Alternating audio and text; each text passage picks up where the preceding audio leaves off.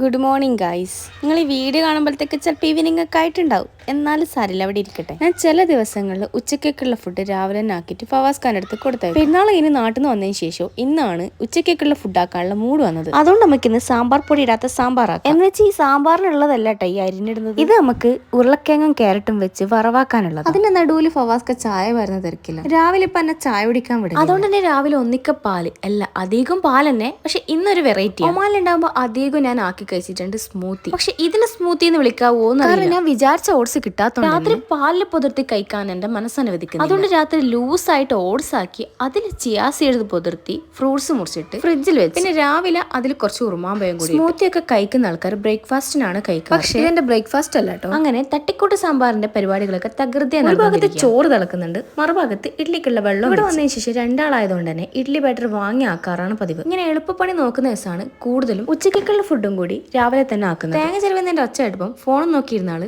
വേഗണിച്ചു. അങ്ങനെ സഹായിക്കാനായി എത്തിയതാണെങ്കിലും 100 വട്ടം പരാതി ഉണ്ടാവും. അനക്ക് സ്റ്റാർട്ടിങ്ങിൽ തന്നെ നടുന്ന് ചിരണ്ടി തുടങ്ങും. അപ്പൊ പിന്നെ ആരാ പറയാതിരിക്കുക. എങ്ങനെ ചിരണ്ടിയാലും തേങ്ങ കിട്ടിയാ പോരെന്നാണ് ഫവാസ് ഖാന്റെ വാദം. ഒരു കണക്കിന് നോക്കിയാൽ അത് ശരിയാണ്. പക്ഷെ എന്തിനേലും കുറ്റം പറയലിൽ നമുക്കൊരു സമാധാനം കിട്ടുമോ?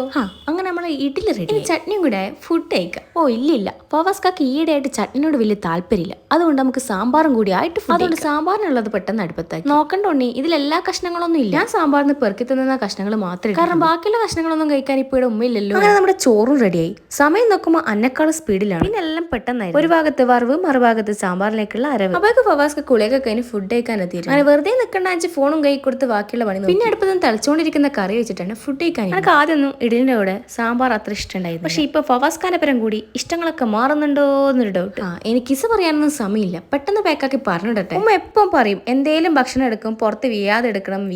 പക്ഷെ 1 മണിയെങ്കിലും എന്റെ കയ്യിൽ നിന്ന് തായോ.